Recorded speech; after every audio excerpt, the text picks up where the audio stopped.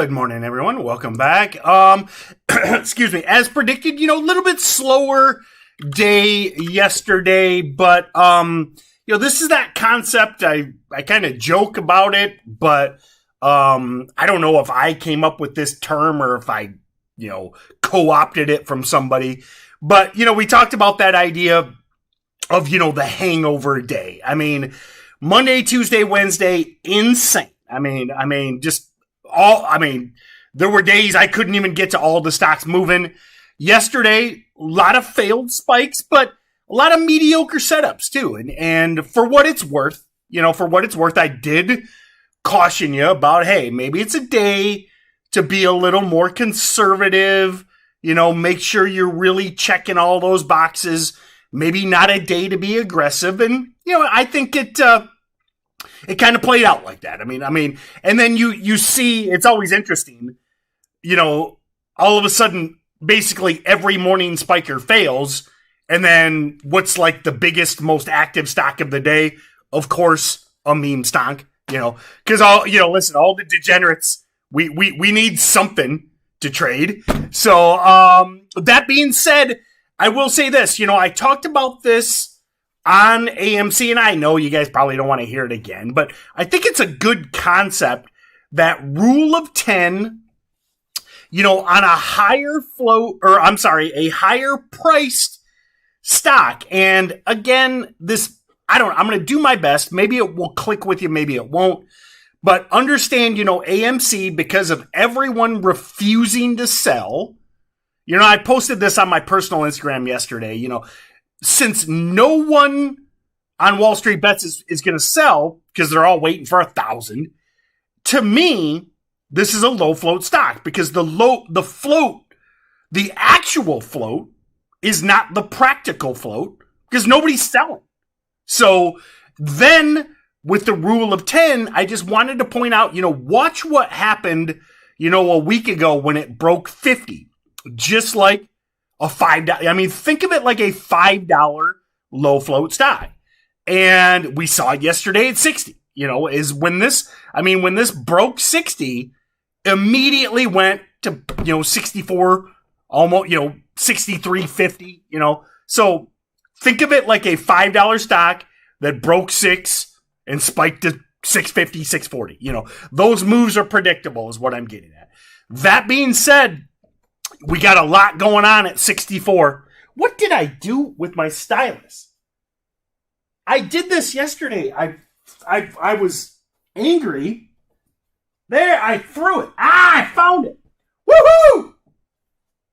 Man, that was a pretty good Homer Simpson woohoo, wasn't it? I couldn't find my freaking stylus yesterday. Listen, I'm sure if you've been on here enough, I may or may not have anger issues, okay? It's probably from all of the head injuries I've suffered through my life. So anyway, I tend to throw things, and I couldn't find this thing yesterday. So a lot going on at 64 is what I'm saying. That's a break of Wednesday's highs. It's a break of Thursday's highs. It's basically all-time high, or, all-time highs. We're nitpicking. I know it did go to almost 70 a few weeks ago, but for all intents and purposes, you've got all those things lining up. And then it's Friday, and, it's one of the most shorted stocks out there. And, what I'm getting at is over 64 on a Friday. Think of this like a $6.50 low float stock. If it breaks those levels, I think you're off to the races. So, all right. So, AMC breakdown of low float, rule of 10 idea. And then ALF. Here we are. If you recall, I said if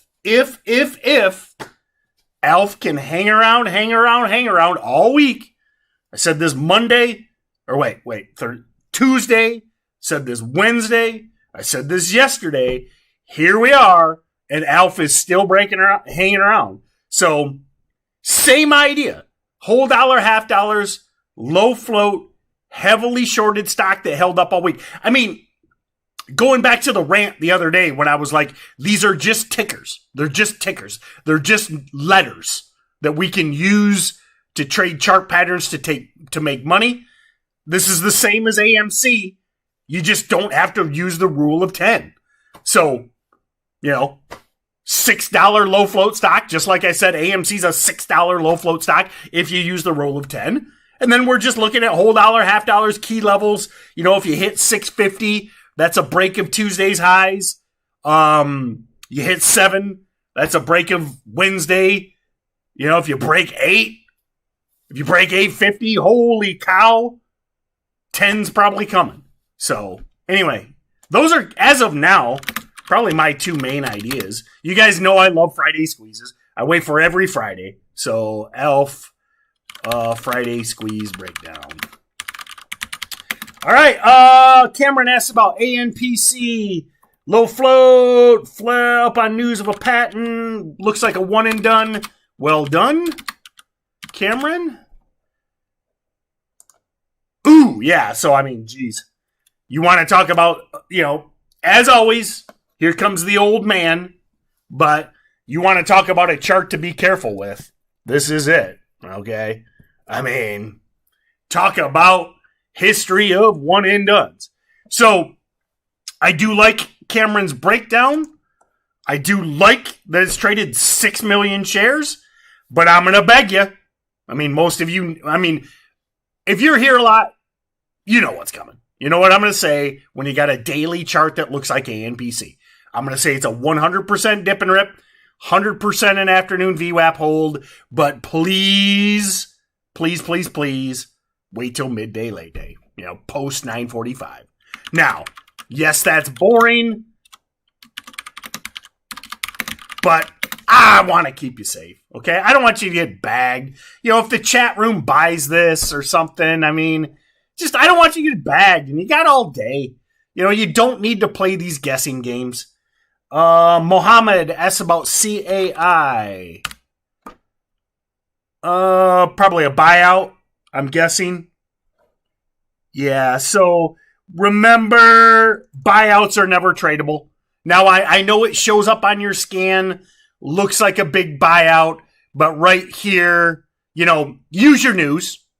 Right here, bought out at $56 a share. So, and listen, we're all here to learn, okay? But anytime you see a gap up like this, the first thing you need to do is consult your news, okay? And if you consulted your news, you'd see that they're getting bought out at $56 a share in cash. So this stock's just going to basically trade at 56 until the deal is completed. So, but there's a lesson there. So thank you, Mohammed. But just use your news and that question. And again, if you're new, you might not know to do that, but it's there for you. Understand what buyouts are. It's just the stock's not. Now listen, it might trade at 56 and it might trade at 57.50 or 55.70 or 55.50, but it's just going to stuck at or around 50 at the buyout price. Juven asked about Gurn. Gurn, worst stock in the world, terrible chart. I'm going to say this about Gurn. And you'll hear me say this a lot. If this is the best idea you got, please, do something else today. And that's not a bash, okay? It's not a bash against you wanting to look at this stock.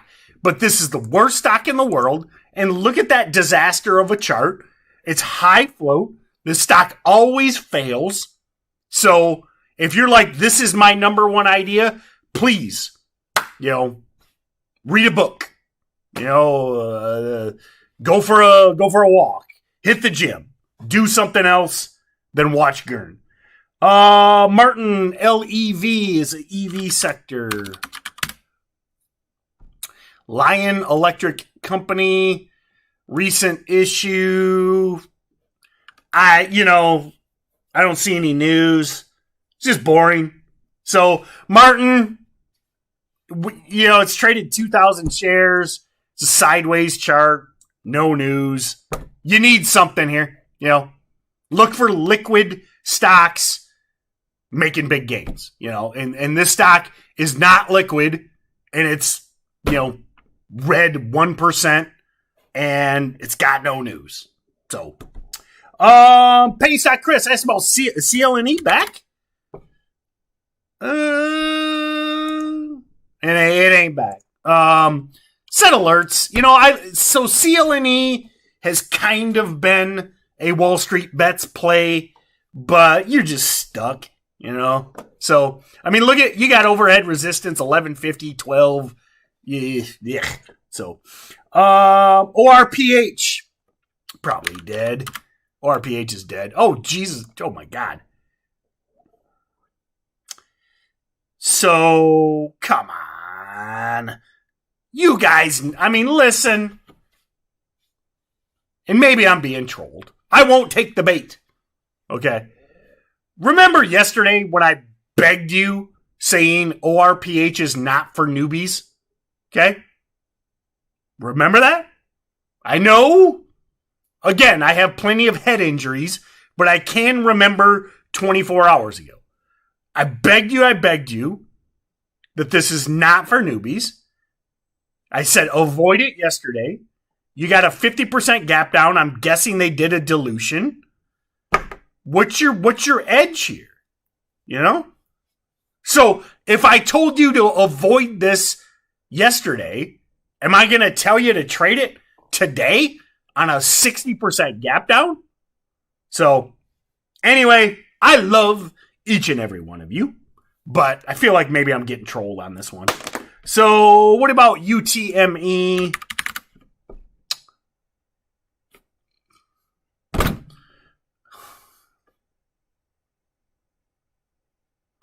Three hundred and ten episodes of pre-market prep.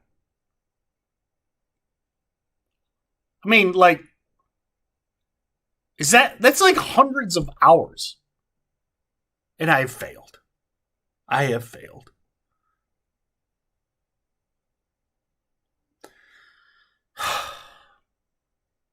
Check out the weekend watch list. stockstotrade.com/watch list.